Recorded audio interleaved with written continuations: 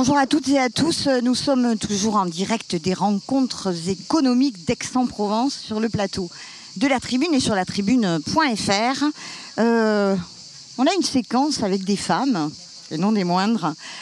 Les femmes s'engagent, on sait que dans un contexte de polycrise unique, de profonde transformation, travail, nouvelles technologies, nouvelles habitudes et comportements vis-à-vis d'une planète finalement de plus en plus menacée, nouvelles formes d'engagement aussi, de la société civile, des entreprises, des transformations, des organisations. L'engagement des femmes par la preuve. J'ai le bonheur d'accueillir Elisabeth Moreno. Vous êtes présidente de l'EIA Partners. Qu'est-ce que ça veut dire l'EIA, Elisabeth? Leader, engagé et inclusif en action. Donc ça ne pouvait pas mieux tomber. On est pas mal. Vous êtes bien sûr ancienne ministre déléguée en charge de l'égalité entre les femmes et les hommes, de la diversité, de l'égalité des chances. Et vous êtes toute nouvelle présidente de Femmes at Numérique. Félicitations. Absolument, merci. Et bienvenue avec nous. Bonjour à toutes et à tous. Bonjour. Léa Moukanas. Alors vous êtes présidente d'une association qui s'appelle Aïda. Vous êtes aussi auteur d'un ouvrage extraordinaire que je conseille de lire à tout le monde, qui veut dire « Je veux être utile », là aussi ça tombe bien, qui est paru aux éditions Robert Laffont, me semble-t-il. Donc bienvenue parmi nous. Bonjour à tous. Catherine Touvry, directrice générale d'Harmonie Mutuelle. Vous êtes directrice assurance protection sociale groupe Vive. Bienvenue. Bienvenue, merci beaucoup. Allez, on démarre avec vous, Elisabeth, si vous voulez bien. Avec plaisir. Dans votre bio Twitter, Elisabeth, il y a écrit une citation extraordinaire de Victor Hugo. « Il vient une heure où protester ne suffit plus. Après la philosophie, il faut l'action. » Alors, moi, je sais que vous agissez. J'aimerais connaître, la source, le ou les moteurs de votre engagement, de vos engagements. Je sais qu'ils sont nombreux. Expliquez-nous tout ce que vous faites, Elisabeth. Alors tout, on n'aurait pas assez des 25 minutes qu'on va passer ensemble, donc je vais essayer de raccourcir un peu. Je sais que mon engagement vient de l'histoire de ma vie. Parce que quand vous avez baigné dans des environnements où vous êtes témoin d'injustice, d'inégalité, que vous ne comprenez pas, parce que moi j'ai baigné dedans depuis mon plus jeune âge. L'actualité veut que je rappelle qu'il y a dans les quartiers populaires des gens ambitieux, volontaires, des gens qui ont envie de travailler, des mères et des pères qui se lèvent à 5 heures du matin pour faire des kilomètres pour aller travailler et gagner dignement leur vie et faire grandir leurs enfants, leur permettre d'avoir une meilleure vie que celle qu'eux ont vécue. Et ben moi j'ai évolué dans ce milieu-là. Et je me suis toujours dit que je ferais tout d'abord pour rendre mes parents fiers des sacrifices qu'ils ont faits pour que leurs enfants aient une meilleure vie. Et puis, à partir du moment où j'ai réussi, entre guillemets, à partir du moment où, en tant que femme, j'ai réussi à percer un certain nombre de plafonds de verre, plafond de béton parfois, parce qu'encore le plafond de verre, vous voyez ce qu'il y a au-dessus, et le plafond de béton, vous n'imaginez même pas ce qu'il peut y avoir au-dessus de votre tête. À partir du moment où j'ai commencé à passer ces plafonds, eh bien, j'ai décidé que j'aiderais d'autres femmes à le faire également. Donc, je crois que les plus beaux engagements, les plus sincères, les plus profonds, sont ceux qui sont basés sur des vies, sur des expériences personnelles. Et c'est vrai que j'entends depuis trop longtemps maintenant philosopher sur l'égalité, qui est quand même au cœur de nos principes républicains. Mais je crois que quand on sait que la Déclaration universelle des droits de l'homme date de 1948 et que 75 ans, plus de 75 ans après, on peine encore à considérer les femmes comme les égales des hommes, que selon le milieu social, culturel dans lequel vous naissez, vous n'avez pas les mêmes chances de réussite, que selon votre orientation sexuelle ou votre patronyme, vous n'avez pas les mêmes chances de réussite, comment ne pas être engagée? Bien sûr. Catherine, vous aussi, vous êtes une femme engagée. On voit bien, Catherine, quand on prend le pouls de cette société, que sa santé est plutôt fragile. On l'a vu lors des dernières semaines. Vous êtes dirigeante d'une entreprise mutualiste. Est-ce que c'est le rôle et la responsabilité des entreprises de venir prendre soin des autres et soin de cette société qui, à mon avis, en a tant besoin? Ce matin, j'ai entendu la directrice de Solvay nous dire que le rôle de l'entreprise était social, y compris quand on travaillait dans la chimie. Donc voilà, je pense que c'est quelque chose qui prend de la vigueur en ce moment et c'est tant mieux.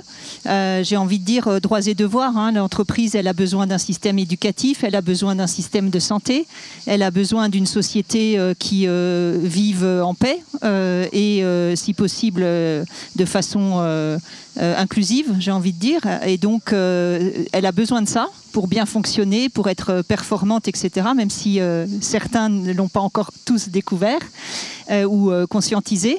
Et donc, voilà, depuis quelques années, depuis la loi Pacte, j'ai envie de dire, hein, on a de plus en plus cette prise de conscience que tout ça, ce sont des biens communs et que ce qu'on va laisser à nos enfants, à nos petits-enfants, c'est à la fois une planète dont on espère voilà, qu'elle sera la meilleure possible et également une santé qui est également un bien commun, donc une santé à la fois individuelle, une santé collective, une santé de la société. Donc oui, c'est totalement le rôle des entreprises que d'être impliquées. Et puis, je voudrais peut-être ajouter un point. Nous, on est dans la protection sociale, donc on observe ce qui se passe chez nos 70 000 entreprises clientes, dans les 64 branches professionnelles qu'on couvre. Et on a cette prise de conscience et on a ces actions. Et on a en même temps le taux d'absentéisme qui, chaque année, augmente de façon assez inexorable, qui, là aussi, devient un sujet très prégnant puisque la population active stagne. On a besoin d'un taux d'emploi qui s'améliore. Et donc, voilà, j'espère qu'on est dans le bon moment pour que cette prise de conscience débouche, comme le disait Elisabeth à l'instant, sur des actes et pas seulement sur des discours qui voilà, nous font avancer, mais pas assez et pas autant que l'action en tous les cas. Bien sûr, merci. Léa, vous aussi, vous prenez soin des autres, hein, c'est le moins qu'on puisse dire. Vous avez fondé l'association Aïda, je crois que vous aviez 15 ans. On va y revenir là-dessus d'ailleurs. Racontez-nous Aïda, la genèse, qu'est-ce que c'est Aïda ? Alors Aïda, c'est une association qui accompagne des jeunes entre 15 et 25 ans qui rencontrent la maladie. Et la particularité de notre engagement, c'est que ce sont des jeunes qui se lèvent, qu'on forme et qui vont intervenir en milieu hospitalier, qui vont intervenir dans des établissements scolaires pour faire de l'information et de la prévention. Aujourd'hui, on forme chaque année 2000 jeunes qui s'engagent. La moyenne d'âge de nos bénévoles, c'est 19 ans et on est présent dans une 60aine d'hôpitaux en France. Et c'est une association qui a une histoire un peu particulière parce qu'on avait 14 ans quand on a commencé. Aïda, c'était donc ma grand-mère. Vous parliez de famille tout à l'heure et de rendre nos parents et nos grands-parents fiers. Bon, Aïda, c'était ma grand-mère qui est tombée malade. Je me suis confrontée pour la première fois au milieu hospitalier. Je me suis rendu compte qu'il y avait des jeunes de mon âge qui avaient la même maladie qu'elle et qui étaient entourés d'adultes toute la journée. Donc je me suis dit, qu'est-ce qu'à mon échelle, je peux faire pour apporter ma pierre au service de santé ? Et la réponse, ça a été Aïda. Super, bravo, félicitations. À 14 ans. Ouais. Non mais on va y revenir. Hein. On va parce que moi ça m'a quand même interpellée, vous vous en doutez.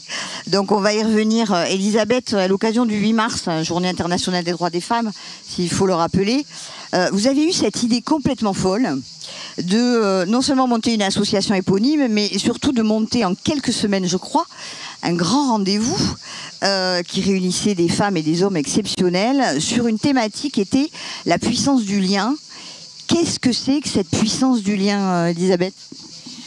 En fait, vous connaissez probablement les unes et les autres cette étude incroyable qui est faite par Harvard depuis plus de 75 ans sur 600 personnes issues de classes socio-économiques totalement différentes, des plus riches aux moins favorisés. Et pendant 75 ans, les étudiants d'Harvard, les analystes d'Harvard ont suivi ces personnes et chaque année, elles leur demandaient qu'est-ce qui vous a rendu heureux cette année. Donc au début, elles interviewaient ces personnes et ensuite, elles interviewaient aussi leur entourage, leur famille, etc. Et chaque année, systématiquement, ces personnes répondaient à une chose qui paraît évidente. On peut croire que ce qui nous rend heureux, ce sont nos possessions matérielles, la jolie voiture, la jolie maison, le compte en banque enrobé. Ça y participe. Mais ce qui nous rend profondément heureux, eh bien, ce sont les liens humains que nous entretenons avec nos familles, avec nos amis, avec nos communautés, avec nos collègues, avec nos voisins, etc., etc. Et Qu'est-ce qu'il y a de plus fragilisé dans notre société qui est en train de vivre une situation de polycrise que nous n'avons jamais connue? Eh bien, ce sont les liens humains. Parce que quand on ne va pas bien, on cherche systématiquement des boucs émissaires. On cherche des responsables de nos malheurs. On cherche des responsables de nos maux MAUX et mots MOTS aussi d'ailleurs. Et donc, par conséquent, je me suis dit, qu'est-ce que je peux faire pour apporter, moi aussi, ma pierre à l'édifice à un moment où notre pays est en train de se fracturer, de se diviser. Et c'était même avant la crise que nous avons vécue ces dernières semaines. Eh bien, je me suis dit que je pouvais, de par mon histoire, j'ai la chance de connaître des gens de tous les milieux, de tous les environnements. Je connais autant de femmes de ménage, d'ouvriers que je connais, de chefs d'État, de ministres, de patrons des grands groupes, de patrons des grandes entreprises. Et je me suis dit que si j'arrivais à mettre dans une même pièce ces gens-là, en leur disant il y a beaucoup plus de choses qui nous rassemblent que de choses qui nous divisent, et nous avons qui que nous soyons des choses à nous apporter, et que ceux qui ont réussi, femmes et hommes, tendent la main à celles qui ont envie de réussir. Et ça a été une réussite qui a dépassé toutes nos attentes. On a eu, alors que c'était un jour de grève, 800 personnes à la salle Wagram. Et je remercierai jamais suffisamment la tribune de nous avoir accompagnés dans cette belle aventure. On a eu plus de 10 000 personnes qui nous ont suivis sur les réseaux sociaux. Pas parce que... oui, vous avez raison, on l'a fait en 4 semaines. Donc tout le monde m'a dit, mais ça va pas bien dans ta tête. C'est un peu tendu, en fait. C'est un peu tendu. On le sentait. Mais vous savez bien que les aventures les plus folles sont aussi celles qui vous donnent le plus de joie. Et eh bien, en fait, depuis, on a organisé 3 événements. Donc, il y a eu ce 8 mars à salle Wagram. On voulait vraiment travailler sur tous les territoires. Donc, on est allé sur les territoires ultramarins. On a fait, avec l'Université de La Réunion, un magnifique événement auquel 150 personnes assistaient. Et puis, il y a quelques semaines, le 8 juin, à l'UNESCO, on réunissait encore 400 personnes. Et il y avait des entreprises, il y avait des associations, il y avait des personnes issues de la société civile. Moi, je crois dans la puissance du lien, particulièrement dans les moments aussi difficiles que nous traversons. Il faut unir nos forces, nos compétences et nos capacités pour sortir de cette situation tourmentée. Bravo. Catherine, c'est quoi une entreprise engagée et comment elle peut contribuer finalement à inverser cette spirale du fractionnement, de cette défiance, voire de cette violence, on l'a vu. Comment on fait ? Moi, j'ai une façon assez simple de parler de ça. C'est finalement comme le classement des bâtiments pour l'énergie ou le Nutri-Score. On est entre A et G, par exemple. Et le premier stade, c'est...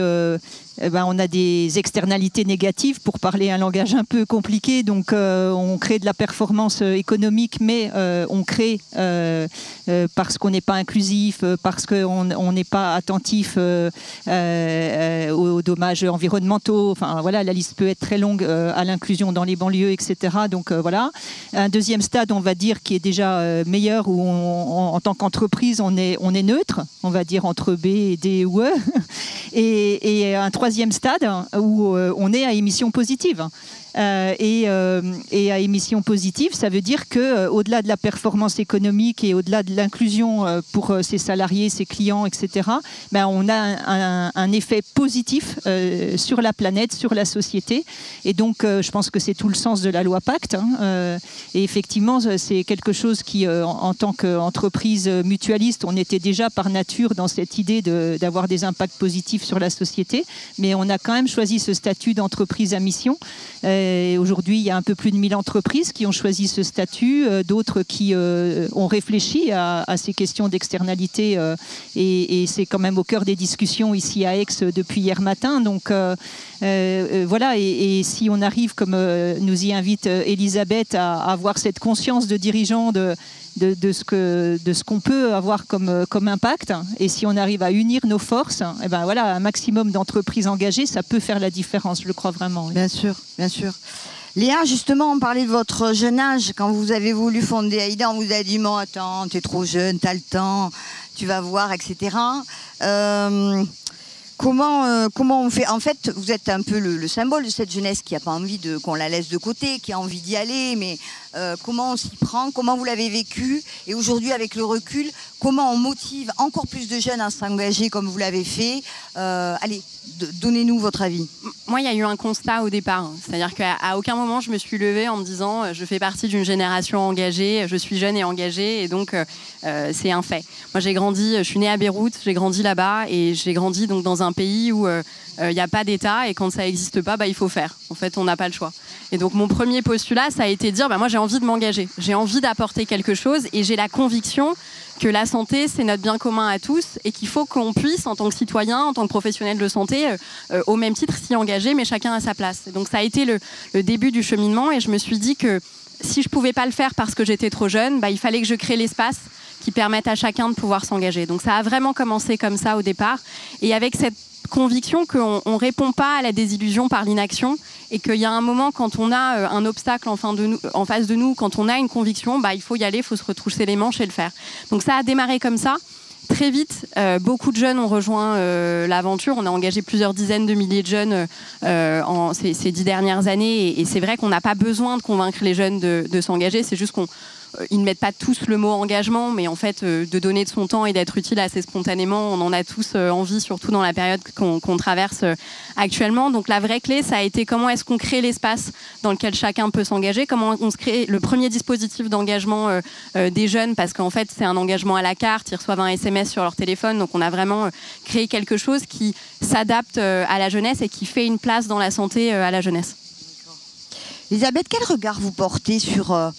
D'abord, cette jeunesse très exigeante, très impatiente aussi.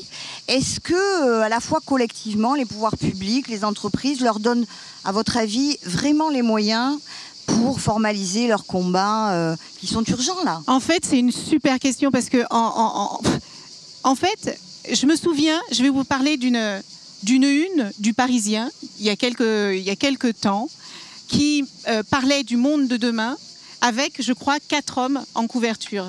Il n'y avait pas un jeune, et évidemment, il n'y avait pas une seule femme. Parce que vous comprenez, dans le monde de demain, en fait, il ressemblera au monde d'hier. Et le monde d'hier, c'est celui, finalement, qui nous amène dans la situation dans laquelle on est collectivement aujourd'hui. Je ne vois pas comment... vous savez, c'est Einstein qui disait « Il n'y a que les fous qui répètent inlassablement les mêmes actions en espérant des résultats différents ». Le monde est en train de changer, qu'on le veuille ou non, que le Parisien le veuille ou non, le monde est en train de changer. Et dans ce monde-là, on ne pourra pas compter sans la jeunesse, on ne pourra pas compter sans les femmes, on ne pourra pas compter sans les personnes des zones rurales, des territoires ultramarins. Le monde ne tourne pas autour de Paris et de la région parisienne, et le monde ne tourne pas autour de la France. Donc, si on ne compte pas sur cette jeunesse qui est extrêmement engagée, grâce notamment au digital. Moi, j'ai pris la tête de Femmes Hack Numérique. Pourquoi? Parce que après avoir passé 30 ans dans le monde de l'entreprise, 20 ans dans le monde de la tech, je me rends compte qu'il y a aujourd'hui moins de femmes dans la tech qu'il y en avait dans les années 80. Dans les années 80, on était à parité. Aujourd'hui, il n'y a que 27% des femmes qui sont dans le monde du numérique, alors même que le numérique est en train de transformer le monde littéralement. Alors, comment dire? Moi, j'accueille avec joie cet engagement de notre jeunesse. Je pense que notre responsabilité en tant qu'adulte, et je sais que Catherine le fait, et c'est pour ça que je respecte ce genre de leadership, parce que c'est aussi ça, le leadership féminin, c'est d'être inclusif, c'est de penser collectif, c'est de penser aux autres. Je ne dis pas que les hommes ne le font pas. Philippe Val de La Poste le fait très bien. Mais je vois beaucoup plus de femmes qui pensent au collectif et au bien commun que je ne vois d'hommes le faire malheureusement. Donc si on veut que le monde change, il faut compter sur toutes les personnes qui le font bouger. Super. Il nous reste très peu de temps, mais quand même, j'aimerais entendre Catherine toujours sur la jeunesse. Cette fois-ci, l'inclusion de la jeunesse dans l'entreprise. On voit bien, on parle de grandes démissions, ces jeunes qui ne veulent plus des codes de la vieille entreprise, en tout cas qui sont très attachés aux valeurs notamment. Comment on fait pour inclure des jeunes dans l'entreprise, Catherine? Quelques minutes. Ma conviction, c'est qu'en fait, ils ne font que dire tout haut ce que d'autres vivent tout bas et dont ils sont profondément malheureux. Donc moi je vais juste témoigner d'une chose. En fait, on a au moment du Covid décidé d'accueillir beaucoup plus d'alternants et de jeunes, parce que je ne sais pas si de jeunes en service civique, puisqu'on est à but non lucratif, donc on peut avoir des jeunes en service civique. Et on en a à peu près 300 aujourd'hui dans l'entreprise. Je les rencontre une fois par an, c'était il y a 10 jours. Et ce que ça a créé comme cohésion intergénérationnelle, parce qu'au début, nos salariés avaient peur de les accueillir, ils avaient peur de ne pas être au niveau, en fait, d'être moins diplômés, de moins savoir, etc. Ça a créé une énergie fantastique. Et ces jeunes, ils n'hésitent pas à nous solliciter, ils ont besoin, ils attendent qu'on s'occupe d'eux, ils donnent aussi en retour. Et donc, moi, je ne crois pas à un problème spécifique, je crois que c'est à nous de changer, c'est aux entreprises et plus globalement aux organisations de changer et à s'adapter et à créer des collectifs protecteurs à l'intérieur de l'entreprise, parce que c'est ça qui fait la différence. Okay. Bon, j'avais plein de questions à vous poser, vous imaginez bien, on ne peut pas. Mais j'en ai une quand même pour toutes les trois, pour terminer cette séquence. Léa, dans les prochains mois, là, à quoi vous allez vous engager, vous? Alors moi, je suis diplômée depuis la semaine dernière.